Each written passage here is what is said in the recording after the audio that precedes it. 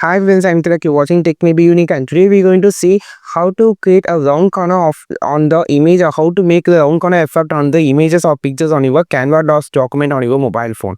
And if you're new to this channel, make sure to click on subscribe button below. We just quickly move on to the video. How to round corner the image on your Canva DOS document on your mobile phone. I'm just going to show how to make a round corner effect on the image. For an example, this is a screenshot of my channel, YouTube channel. So I just need a round corner here. So you have a lot of tools on the bottom. Here you have option called corner. Click on this. Now here you have this option called corner rounding. So you can just use this to create this effect. So now you can see I'm just going to resize it.